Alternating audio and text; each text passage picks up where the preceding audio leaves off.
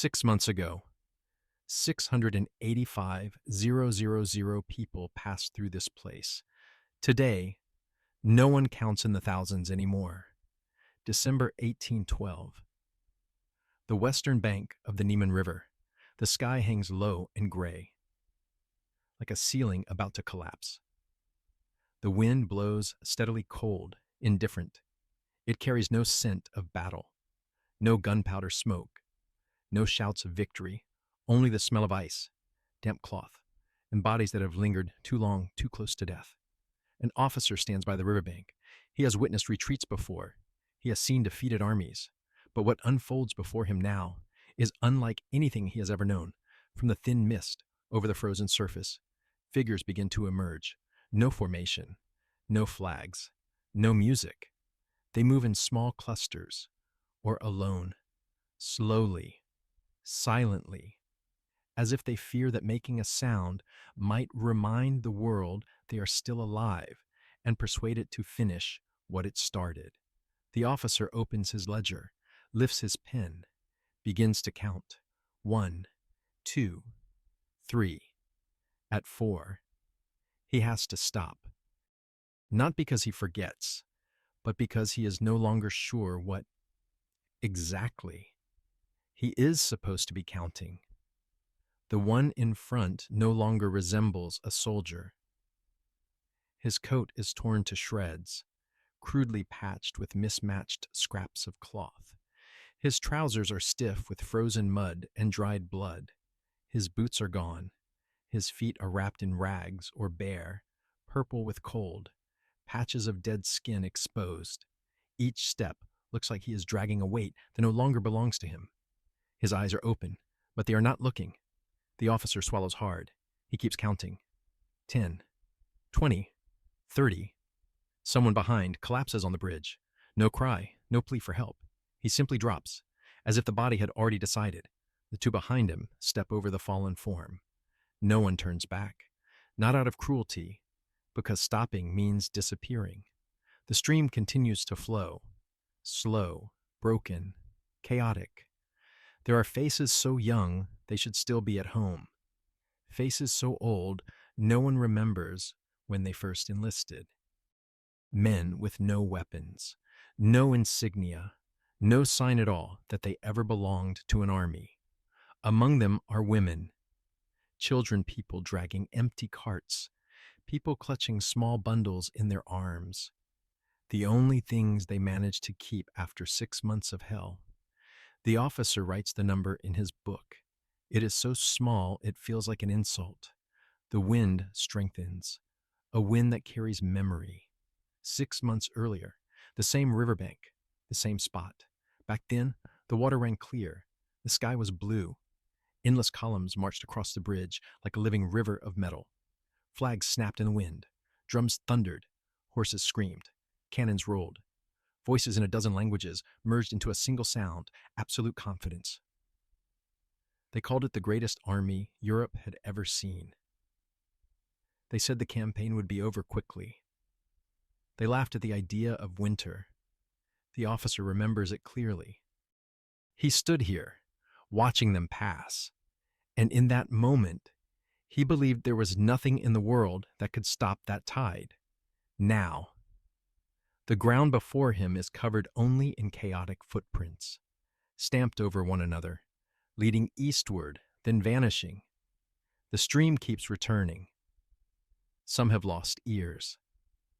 Some noses. Some are left with only 4 fingers.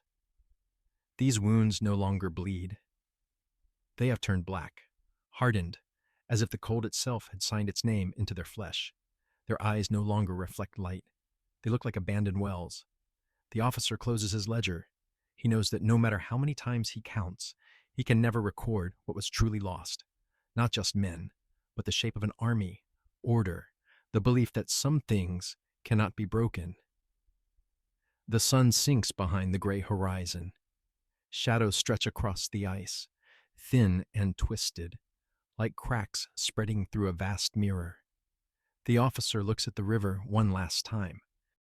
The water flows beneath the ice, silent, indifferent, as if the past 6 months had never existed.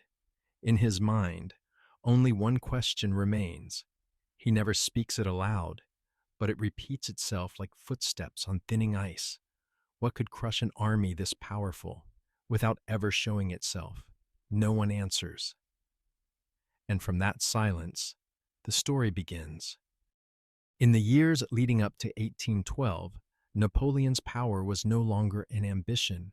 It was a reality. From the Atlantic coast to the very edge of Russia's borders, from Hamburg to Rome, old frontiers were erased like pencil lines on a map. Dynasties that had ruled for centuries and believed themselves unshakable were forced to kneel, sign, deliver troops, deliver money, and learn to call Napoleon by a new title, emperor. In just 15 years, a man born into the minor nobility of Corsica climbed to a height Europe had long believed was not meant for outsiders. He rose from an artillery officer to a terrifying young general, then to first consul, and finally crowned himself before the Pope, an act that required no explanation. He bowed to no one, and it was difficult to argue with him when looking at what had happened on the battlefield. Austerlitz, 1805. Austria and Russia, crushed in a single day, later remembered as the Battle of the Three Emperors. Jena-Auerstedt, 1806. The Prussian military machine, once the terror of Europe, under Frederick the Great, shattered in an afternoon. Wagram, 1809. Austria defeated again, and this time so thoroughly that it handed over Princess Marie-Louise to Napoleon like a golden chain. Coalitions against France rose and collapsed again. It was as if history itself had chosen Napoleon to keep writing the next page. By 1811, there was scarcely a continental power left that could confidently claim it could defeat him on the battlefield. Almost none. Only one name remained in the East, an empire so vast it resembled a continent unto itself, Russia. The relationship between France and Russia was never as simple as friend or enemy. It was more like an agreement both sides knew would break. It was only a matter of when. In 1807, after defeating Russia at Friedland, Napoleon met Tsar Alexander I on a raft in the middle of the Neman River. The location was chosen carefully, not French soil, not Russian soil, a neutral space where two emperors could face each other as equals. They spoke for hours. Witnesses said they left the meeting with a warmth that seemed almost unbelievable, as if they had just divided all of Europe between their palms. The Treaty of Tilsit emerged from that encounter, and for the next 3 years, the world appeared to enter a new order. France dominated the continent. Russia stood secure in the east, and Britain, the island nation that could not be invaded, was slowly strangled by isolation. Because that was the real war. Napoleon could not strike Britain directly. After Trafalgar, in 1805, the combined French-Spanish fleet was destroyed by Admiral Nelson, and Napoleon understood a brutal truth. He could rule the land, but the seas were not his. So he chose another path. If he could not fight Britain with cannons, he would fight it with commerce. In 1806, Napoleon established the continental system. Every nation under French influence was forbidden to trade with Britain. The plan did not need elegance. It needed results to cut Britain off from European markets, choke its economy, and force it to kneel. But a blockade only works when everyone obeys. One open door is enough for British goods to pour through like water finding a crack, and Russia was the largest door of all. At first, Alexander agreed. Russian ports closed. British goods were banned, but soon the Russian economy began to bleed. Russia lived on exports: grain, timber, naval supplies, and its most important market was Britain. When the ports shut, goods piled up, warehouses filled, money stopped flowing, and the nobility grew restless. By 1810, the pressure in the Russian court was no longer a whisper. It became a warning: reopen trade, or face instability. And Russia began to open quietly, without announcements, without declarations, but enough for Napoleon to notice. He knew through merchants, through ships, through reports, through those called spies, who were, in truth, simply the eyes of an empire that wanted control over everything. Napoleon protested through diplomatic notes. Alexander replied with vague promises, and British ships continued to dock. Then Napoleon did what he often did when he wanted to turn a disagreement into a personal wound he insulted. In December 1810, Napoleon annexed the Duchy of Oldenburg, a small German state, but with one dangerous detail: its ruler was a relative of Tsar Alexander. Napoleon offered no explanation that could politely be called a reason. He simply declared Oldenburg belonged to France. This was no longer economics. It was humiliation. From that moment on, letters grew cold, then sparse, then ceased altogether. French troops began gathering in the Duchy of Warsaw. Russian forces concentrated along the western frontier. Two empires prepared for war, like two men with hands on their sword hilts, blades not yet drawn, but both knowing what would follow. Napoleon faced a choice that, for him, was not truly a choice at all. If he allowed Russia to break the blockade without punishment, his entire system would collapse. Other nations would follow. Napoleon's authority, built on fear and the belief that his word was law, would be exposed as something that could be challenged. And if he chose punishment, then he had to fight. His advisors reminded him of an old lesson. Charles the Weetwooth of Sweden had marched into Russia with 40,000 men and returned with 4,000. They spoke of Russia's vastness, of winter, of roads without end. They said quietly that there were places where victory did not reside in a single battle. Napoleon listened and dismissed it. He believed others had failed because they were inferior. He believed he would succeed because he was better prepared. He believed this campaign would not be a conquest. Only a punishment smashed the Russian army in one or two battles, threaten Moscow or St. Petersburg, force Alexander to sign, and return before winter. 6 months. 8. At most. He had won this way too many times to believe this time would be different. What Napoleon did not know, what he could not accept, within the logic of his own mind, was that on the other side, Alexander had decided something entirely opposite. He would not negotiate, not after the first battle, not after the 10th, not even if Moscow fell. 2 emperors, each bound by what they could not afford to lose: honor, power, and the fear of being seen as weak. And as winter stretched towards spring, orders went out across Europe. Prepare, assemble, march to the Neman River, create the largest army the continent had ever seen, because now, on land, only one final opponent remained: Russia. June 1812. At that time, the Neman River did not carry the dull gray of lead. The water ran clear and gentle, reflecting a summer sky so blue it almost hurt to look at. The fields along both banks were still fully green. No ice, no fog, no scent of death, only sunlight, road dust, and the sound of an army on the move. They came from all across Europe. The French formed the majority, but they did not march alone. Beside them were Germans from Bavaria, Saxony, Westphalia, Italians from the southern peninsula, Poles carrying hopes of a reborn nation, Dutch, Swiss, Croats, Portuguese, even units from countries once defeated, now compelled to become allies. They spoke different languages, prayed with different words, but wore the same uniforms, shared the same simple belief: they were entering a campaign that would end in victory. Drums sounded from early morning, not the frantic beat of a charge, but steady and confident, keeping time for columns that stretched beyond sight. Flags snapped in the summer wind, cannons rolled forward, wooden wheels creaking on dry earth. Cavalry passed by, horses groomed, manes neatly bound, hooves striking rhythmically, as if even the animals understood this was a glorious march. 685,000 men. The number was not a metaphor.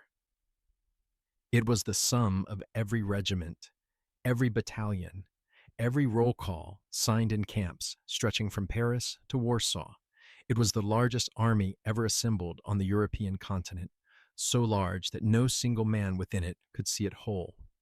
The soldier at the front did not know who marched at the rear, but that did not matter, because they believed they were all moving in the same direction. Napoleon crossed the river on June 24th, riding with the Imperial Guard, the elite, the veterans who had followed him through every major battlefield. When the Emperor appeared, cheers rose like a wave. Men believed that if he was present, victory was already halfway won. The crossing took days, not because it was difficult, but because there were so many. Pontoon bridges had been prepared in advance, precise and methodical. Engineers worked through the night and into morning, driving stakes, tightening ropes, inspecting every plank. Infantry crossed first, then cavalry, then artillery. The water trembled beneath the weight of hundreds of thousands of footsteps. Everything had a plan. Behind them, supply trains stretched on like a moving city, sacks of grain, barrels of flour, salted meat, ammunition, medicine. Mobile ovens hauled along to bake bread on the march itself. Hundreds of thousands of horses, war horses, and draft animals were allocated according to detailed ledgers, each one a link in an enormous machine. No one said if, only when. When the Russian army was defeated, when Moscow was threatened, when the treaty was signed, when everyone returned before winter. In those first days, the march almost resembled a military festival. Lithuanian villagers watched from a distance, curious and afraid, as the endless stream poured along the single dirt road. Children ran alongside for a short while, then stopped when called back. Soldiers tossed them bits of bread, laughed, and kept walking. In the evenings, camps rose quickly. Fires dotted the fields. Soup boiled in pots. Soldiers sat in groups, talking about home Paris, Milan, Munich, Warsaw. Some boasted that this campaign would earn them enough money to marry. Some believed promotion would come after the first battle. Others simply thought this is another campaign, and I survived the last ones. No one thought of the Neman River in December. Maps were spread across officers' tables. Straight lines marked routes of advance. Arrows stretched eastward.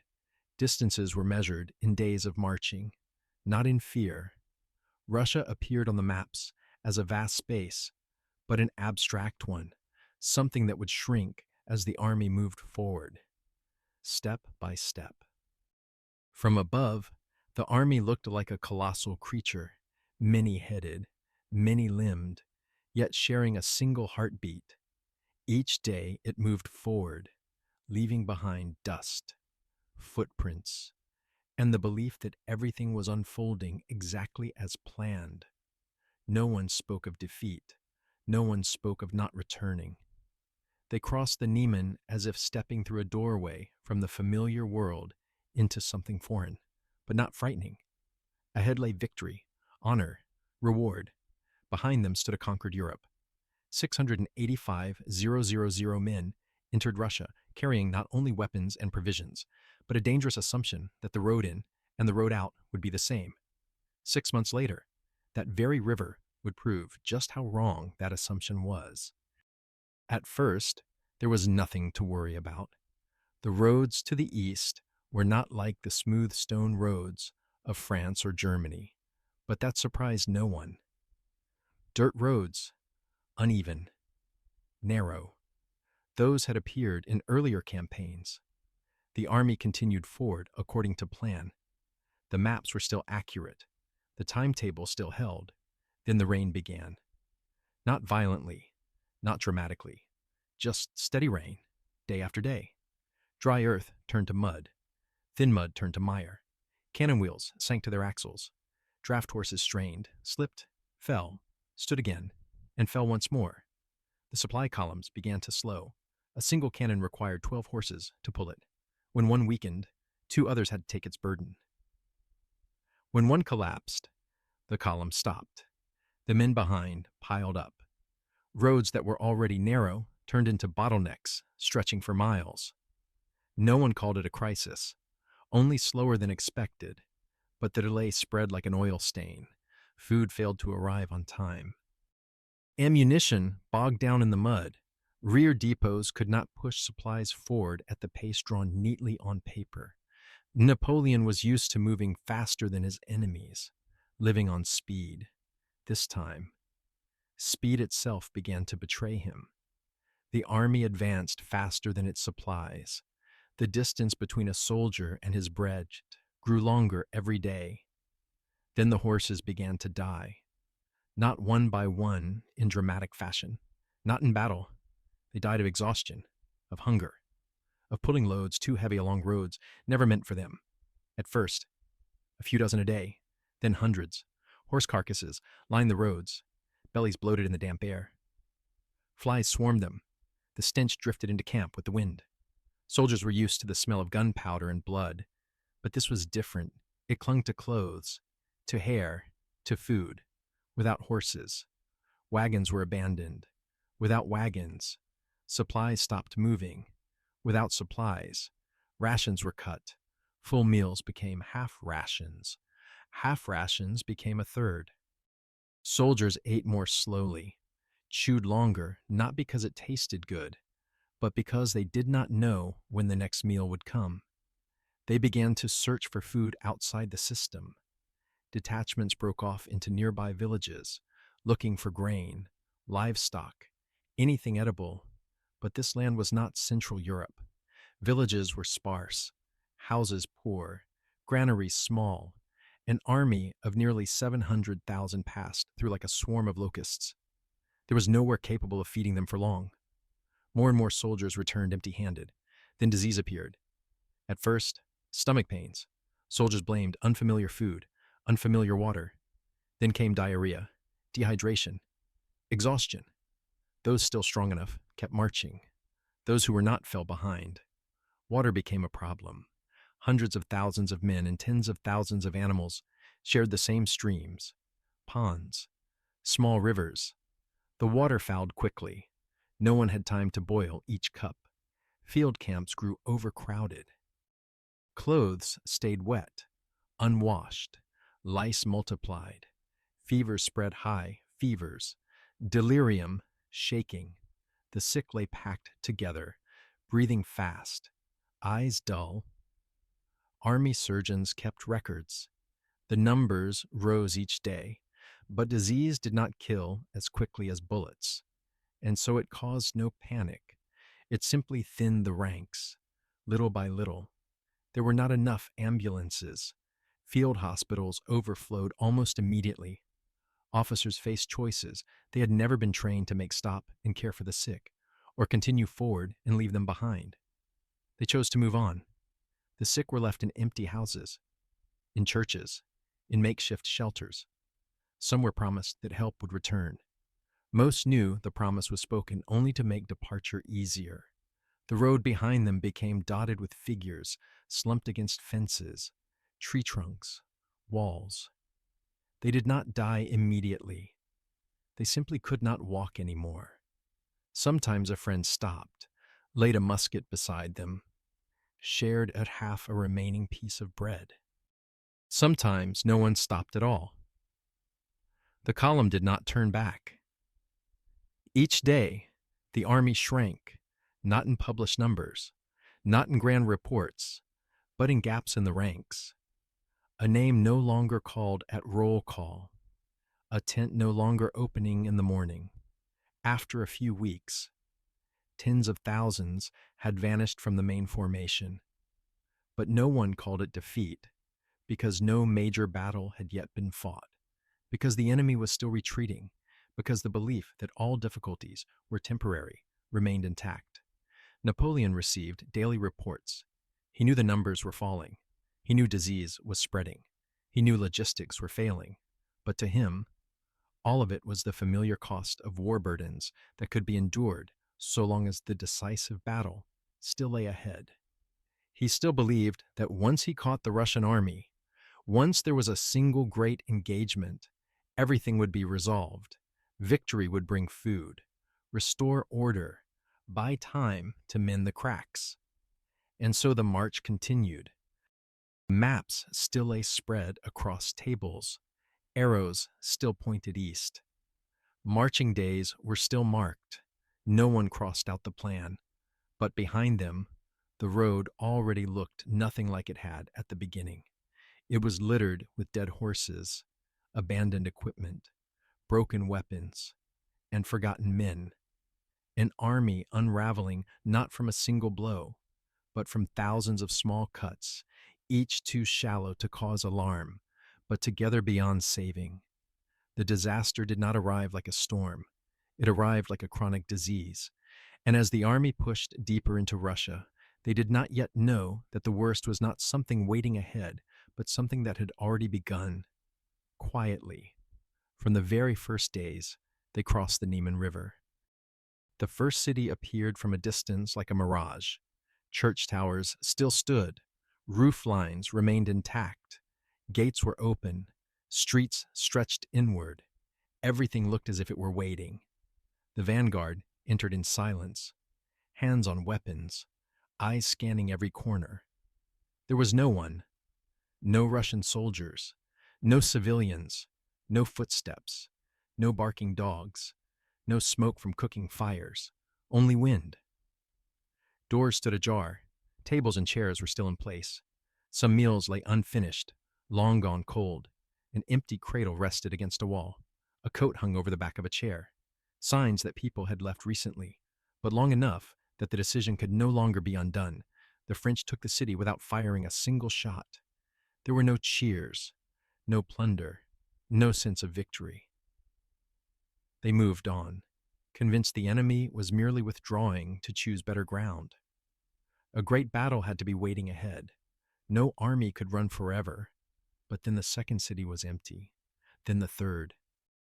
Between the towns came villages, or rather, what remained of them. Blackened houses, collapsed roofs, empty granaries, livestock pens without animals, fields stripped bare, leaving only scorched stubble behind. Fire had passed through before them. In some places, the ashes were still warm.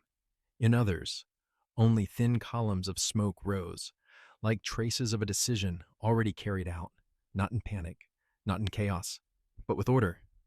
The wells were destroyed, not hastily filled in, but smashed at the base. Their walls collapsed. The water fouled or gone entirely. Other wells had animal carcasses thrown into them, rendering the water unusable. A soldier bent over and stared into the bottom of an empty well, and for the first time in this campaign, he understood that an invisible hand was guiding events not toward them, but toward their deprivation. There was no enemy to fight, no ranks to break, no victory to report, only emptiness stretching without end. Each day of marching shortened the distance on the map, but inside, the feeling ran the opposite way. The space ahead seemed to widen, swallowing the army step by step, forest after forest.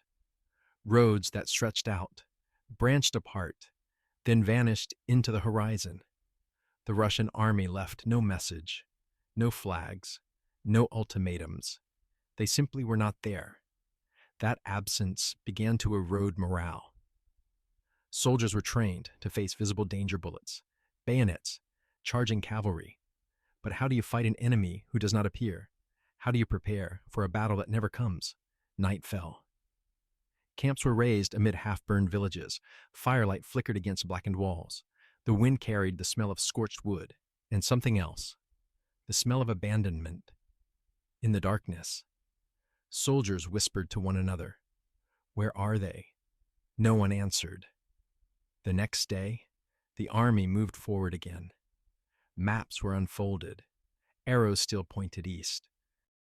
But officers began to grasp an unsettling truth. They were chasing something that did not want to be caught. The Russian army was retreating, but not fleeing. It withdrew on its own terms, keeping just enough distance to avoid battle, just enough to pull the French farther, deeper, away from what remained of an already fragile supply system. Each step forward was a step away from bread, away from depots, away from the possibility of turning back without cost. And each step was taken in silence. There was no distant cannon fire announcing an approaching battle, no prisoners to question, no enemy dead to measure losses, only empty land and drained roads. Russia did not appear as an army. Russia appeared as space, a space so vast it absorbed everything men's plans, time, a space that did not need to attack, because its very existence was an act of hostility. Napoleon received reports that the Russian army was retreating in good order, that it was not collapsing, that it was preserving its strength. He understood this, but still believed no one could retreat forever. There would be a stopping point, a place where they would be forced to turn and fight, and so he advanced. For the common soldier, the feeling was different. They did not feel closer to victory. They felt drawn into something deep, wide, without edges, a trap with no walls, no gates, no way to shut it. No one said, "We are being led," but everyone felt it. The road ahead promised nothing. The road behind offered nothing to return to, and in between stood an army still moving, still intact in outward shape, but inside, layer by layer, being hollowed out. The enemy had not vanished. They had simply chosen not to be there. And it was that choice that delivered the first true blow against the army that crossed the Neman, believing every enemy could be seen, touched, and defeated. After weeks of pursuing an enemy that refused to appear, the French army finally received what it both hoped for and feared the Russian army had stopped. Not in a great city, not before the gates of Moscow, but near a small village called Borodino, about 75 miles west of Moscow. There, for the first time since crossing the Neman, the Russians no longer retreated. They were digging. Trenches appeared along low ridges. Earth was piled into redoubts. Artillery was hauled uphill and aimed westward. Infantry stood behind the works. Cavalry guarded the flanks. Reserves waited deep to the rear. Silent. This was not an army in flight. This was an army choosing a place to die or to kill. Napoleon rode forward and raised his spyglass. Before him lay a battlefield carefully prepared, no haste, no improvisation. The Russians had chosen this place in advance, and they had no intention of giving it up easily. On the morning of September 7th, 1812, while dew still clung to the grass, the two armies faced each other in a silence so heavy it felt unnatural. More than 200,000 men waited for a single order. Then the French guns opened fire. More than 500 cannons roared at once, tearing the morning apart. The ground shook as if struck from below. Iron shot slammed into the Russian works, blasting earth, bodies, and air into fragments. Russia answered immediately. Their guns, placed on higher ground, fired down into the advancing French formations. The sound became a continuous wall. No pauses, no rhythm, no relief. French infantry began to advance. Dense masses moved forward through smoke and dust, drums beating time. As the distance closed, Russian artillery switched to grape shot. At close range, each blast scythed down entire ranks in a single breath. Gaps opened in the French lines, then closed at once. Men behind stepped forward without looking down, without stopping. The fighting quickly concentrated around the central fortifications. Earthen redoubts both sides understood were the key. The French took them. The Russians counterattacked. The French surged again. The Russians took them back. Each change of hands added another layer of bodies to the ground. In many places, corpses lay so thick that soldiers had to climb over them to keep fighting. Blood soaked into the soil. turning mud into a glue that bound the living to the dead. Muskets grew so hot they could not be touched with bare hands. Smoke thickened until men fired at shadows a few dozen yards away, unsure whether they were aiming at friend or foe. Cavalry was thrown in. Heavy cavalry in armor charged forward, horses galloping through storms of shot. Russian guns fired directly into them at close range. Horses and riders fell, skidding across ground slick with blood. Those who survived slammed into Russian infantry, cutting and thrusting, only to be driven back by volleys and bayonets. The center of the field, a rise crowned with heavy guns, became a meat grinder. The French fed wave after wave into it, determined to take it at all costs. The Russians held at any price, then were finally overwhelmed. The guns changed hands. But before victory could be claimed, Russian reserves counterattacked. They surged forward, reclaiming ground meter by meter through sheer numbers and stubbornness. Regardless of losses, the guns changed hands again. The day passed like this. No decisive breakthrough, no clear moment of triumph, only staggering attrition. Napoleon watched from a distance. He still held his finest force, the Imperial Guard. His marshals urged him to commit them and end the battle now, but Napoleon hesitated. He saw a battlefield that had swallowed tens of thousands of men in a few hours, and he knew that if he threw in his last reserve, he would have nothing left for tomorrow. He held them back. As dusk fell, the guns grew fewer, then fell silent. On the field of Borodino, more than 70,000 men lay dead or wounded in a single day. The number was so vast, no one dared say it aloud. Night came. Groans rose across the field. Wounded men lay between the lines, calling for water, calling for comrades, then slowly falling silent. There were not enough men, not enough strength, not enough time to save them all. The next morning, the Russian army began to withdraw. Not in chaos, not in collapse. They pulled back in formation, carrying off what guns they could, covering one another. They abandoned the battlefield, but not the army.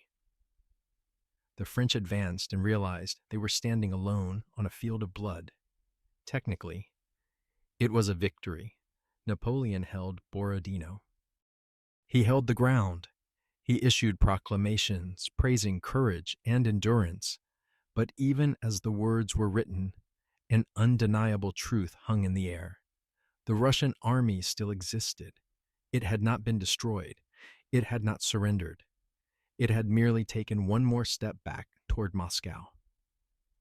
And France regiments, once full, now existed only in name.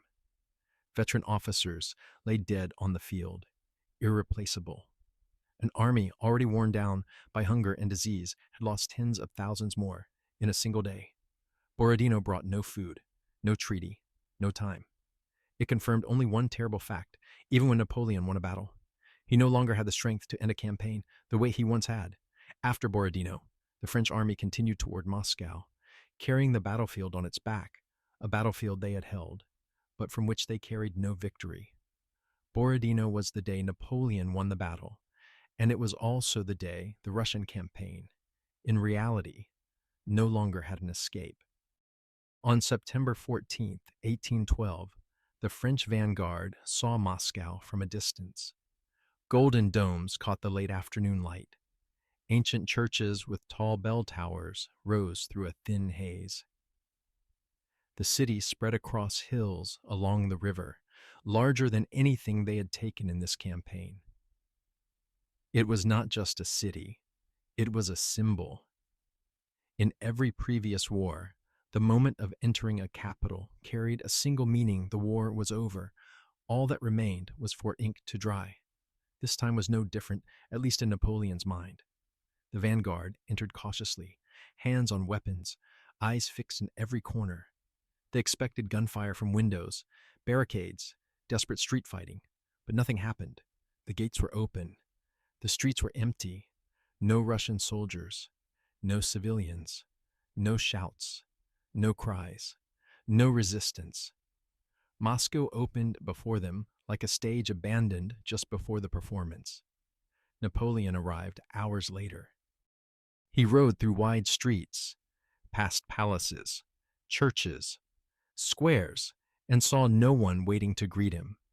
No delegation, no officials, no keys to the city presented on a silver tray. There was nothing. He established his headquarters in the Kremlin, took rooms once used by the Tsar. He sat, wrote letters, issued orders, and then he waited. In every previous campaign, this waiting had never lasted long. When a capital fell, the defeated side sought negotiations. It was an unwritten law. Moscow did not follow that law. The first evening passed in a strange silence. Wind moved through empty streets, carrying the smell of old wood and dust. Soldiers searched warehouses, merchants' houses, estates, and realized the city had been hollowed out before they arrived. Granaries were empty, armories empty. What remained were things that could not be eaten. Then night fell. The first fires appeared in the southern districts, at first small, scattered. People thought them accidents, a forgotten hearth, a wooden house catching flame. Then fires broke out in many places at once, in the north, the west, the east. The wind rose. Flames raced through wooden neighborhoods, leaping from roof to roof. Explosions echoed as stores of spirits and oil ignited. Columns of fire rose into the night like red towers. French soldiers ran for water, but the pumps were gone, wells destroyed. There was no firefighting system, no civilian force to help. The city had been built to live and prepared to burn. Napoleon stood on the walls of the Kremlin and watched. Ash drifted through the air like black snow. The sky shifted from orange to red, then to a dense black. The crash of collapsing timber, the cracking of stone. Scattered screams, then silence swallowed by flame.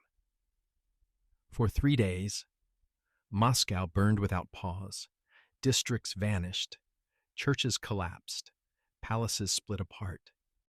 An entire city, the symbol of Russia, destroyed itself before the occupying army's eyes. When the fires died, Moscow was no longer a place that could sustain an army. It was a smoking corpse. Napoleon still waited. He sent letters to the Tsar. No threats, no pleas, just an invitation to negotiate between two empires that had once been allies. The letters went out through many channels. None were answered. Days passed, then weeks. The French stayed in Moscow because they did not know where else to go. To retreat was to admit defeat. To stay required food, which Moscow did not have. The remaining stores emptied quickly. Horses were slaughtered for meat. Timber from half-burned houses was used as fuel. Disease spread through camps, set among the ashes. The air was damp, cold at night, heavy with the smell of burning. Men who had survived Borodino now fell again, this time without gunfire. Napoleon continued to wait. Each morning, he hoped for word from St. Petersburg. Each evening, he knew nothing would come. The Tsar remained silent, a deliberate silence, colder than any refusal. 5 weeks passed. 5 weeks without meaningful resupply, without a treaty, without any sign that taking Moscow had achieved a strategic goal. The Russian army had not vanished. It was still out there, somewhere more intact than ever. In meetings, marshals began to say aloud what no one had dared before. Moscow was not the end. It was a trap, but Napoleon was too deep to withdraw without cost. Each day of staying weakened the army. Each day of delay lengthened the road behind them. When the final decision was made that Moscow had to be abandoned, there was no sense of initiative left. It was not a strategy. It was an acceptance that time had never been on their side. Moscow did not break Russia. Moscow shattered the last certainty Napoleon still held that there existed a point at which war would end on its own if he advanced far enough. In the ashes of that dead city, one truth became impossible to deny.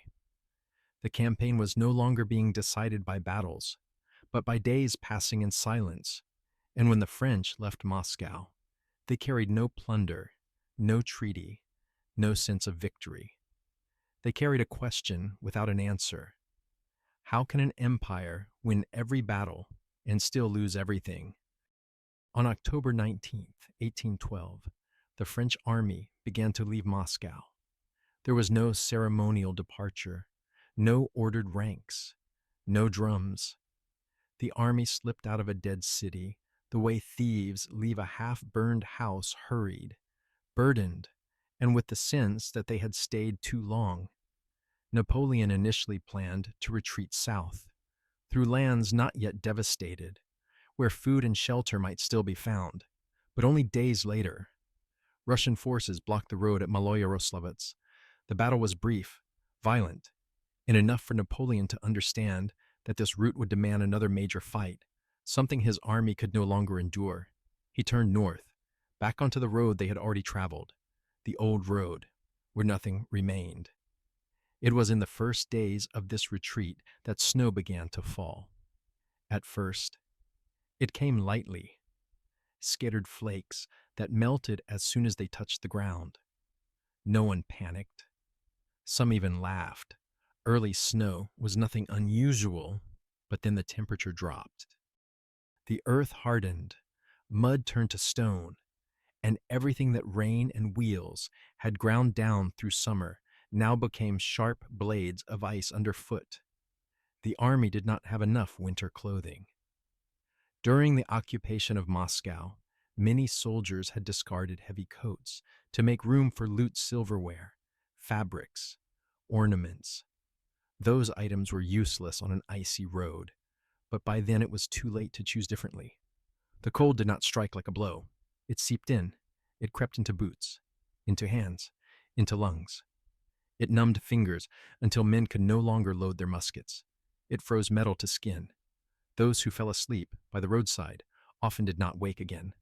Hunger returned, this time with greater violence. There was no supply system left, no wagon trains.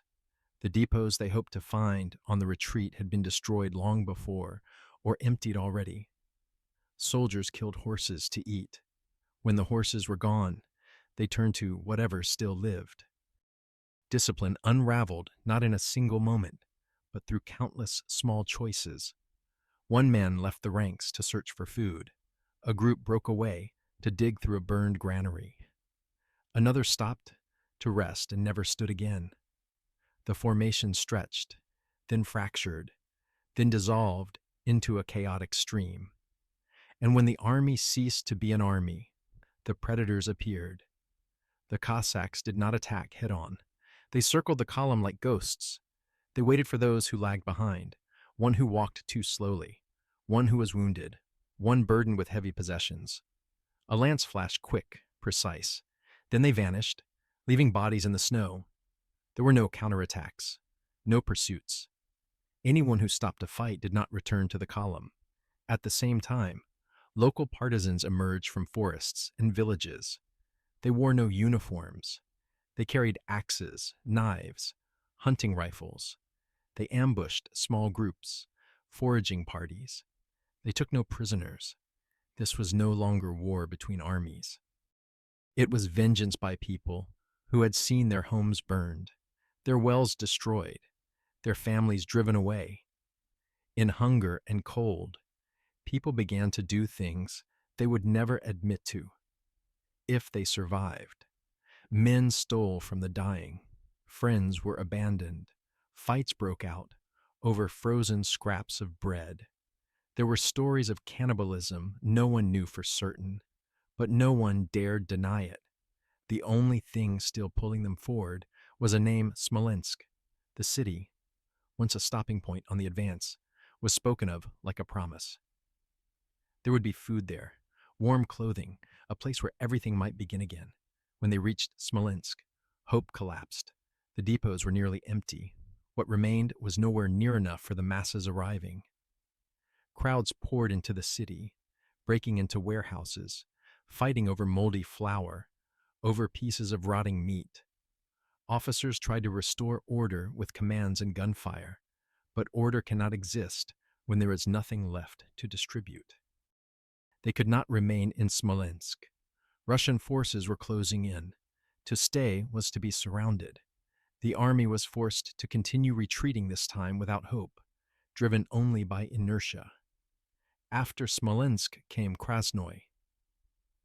There, Russian forces blocked the road and struck the stretched-out column in pieces. Not a single great battle, but a series of severing blows. The rear was cut off from the main body. Exhausted units were forced into combat with no ammunition left, no strength remaining. Those still capable of fighting held the enemy back so the rest could escape. There was no glory, only delay purchased with blood.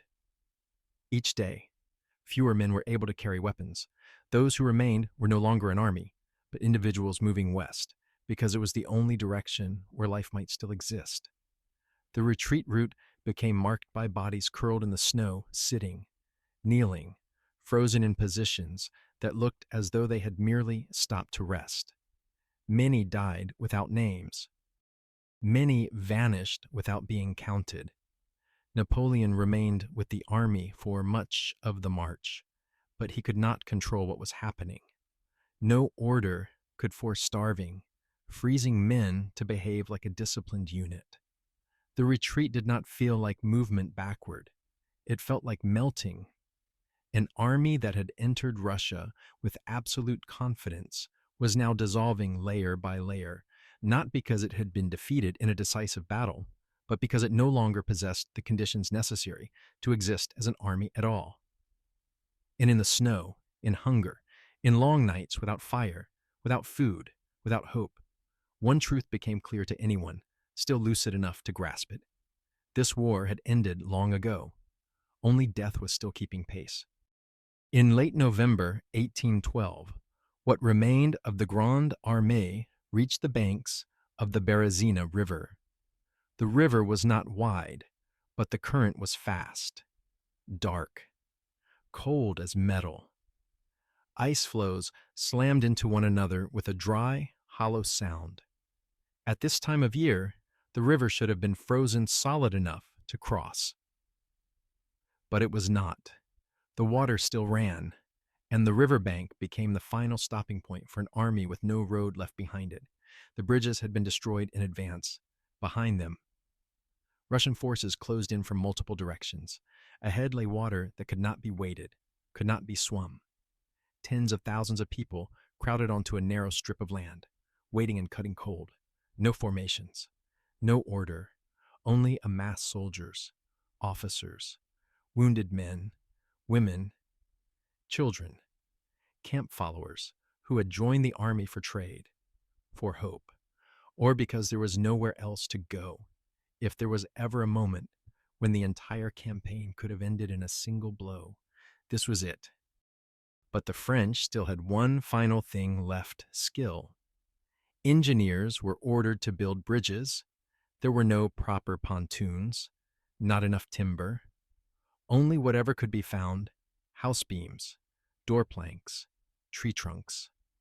They waded into water, up to their chests, driving stakes into the current. Ice struck their legs. Hands went numb. Men who fell did not cry out. They simply vanished into the dark water. In 2 days, 2 narrow bridges were raised, one for infantry, one for wagons and artillery. When the first bridge was finished, the mass surged forward, not walking but pressing. Soldiers shoved, carts collided, horses panicked, fallen men were trampled. Screams rose and were swallowed by the river and by Russian artillery, beginning to fire from a distance. Shot fell into the crowd. Bodies were torn apart. Those behind could not turn back, because behind them was the same crush. Every movement drove forward, toward the narrow bridge, shuddering under weight, far beyond what it could bear. The bridge collapsed once, then it was repaired. Then it collapsed again. Farther along. Each time, dozens fell into the river. None survived long enough to reach the bank. 3 days of hell passed like this. The units, still capable of fighting, held the eastern bank to delay the Russians. They knew exactly what they were doing. Every minute they held meant hundreds more could cross. and they also knew that most of them would not. On the third day, the final order was given: burn the bridges. Thousands were still on the eastern bank, the wounded, civilians, soldiers too weak to force their way forward. When the fires were lit, they understood immediately what it meant. Screams erupted. Some threw themselves into the water. Some stood frozen. Some were captured by Russian troops moments later. The bridge burned, collapsed, and vanished into the cold current. The Berezina ended not with a great battle, but with a cold decision about who would live and who would no longer be counted. A few days later, Napoleon left the army. He spoke of dangers in Paris, of the need to organize defenses, of rebuilding, but those who remained understood the emperor had finished his part. What came next was no longer within his control. He departed in a sleigh, fast and light, heading west. The army, if it could still be called, that dragged on without him. When they crossed the Neman again in mid-December, the scene no longer resembled a military retreat. It was a procession of exhausted figures stepping over the border, not looking to either side, not looking back. An officer stood by the riverbank, taking notes. Fewer than 10,000 soldiers remained organized enough to be called a fighting unit. A few tens of thousands more survived in a state no one knew how to classify, no longer capable of fighting, no longer capable of marching, only capable of breathing. From more than 680,000 who had entered Russia 6 months earlier, fewer than 40,000 returned. The remaining numbers never came back, at all dead, missing, captured, vanished into forests, snow, and water. Europe did not immediately grasp what this meant, but within weeks, everything began to shift. Allies stopped being afraid. Enemies lifted their heads. States that had bowed began to calculate anew. Prussia left the alliance. Russia advanced westward. A new coalition formed from the void the Grande Armée had left behind. Napoleon would fight a few more battles. He would win a few more victories. But 1812 took something that could not be replaced: a generation of soldiers, a legend of invincibility, and the belief that will alone could bend every limit. The Russian campaign did not end in Moscow. It did not end at Borodino. It ended at the Berezina and continued to flow like that river, carrying away what remained of an empire that once believed it could go anywhere and still return whole. There was no triumph, only survivors stepping out of history, and a Europe forever changed after that winter.